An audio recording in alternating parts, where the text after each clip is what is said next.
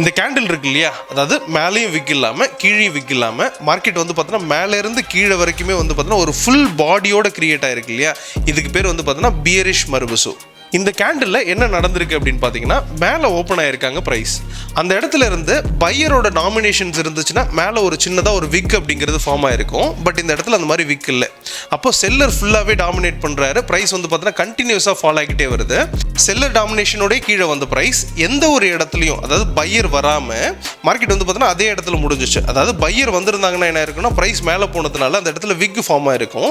இந்த இடத்துல விக் இல்லாததுனால நம்ம பையரே இல்லை அப்படிங்கிறத நம்ம கன்க்ளூட் பண்ணுறோம்.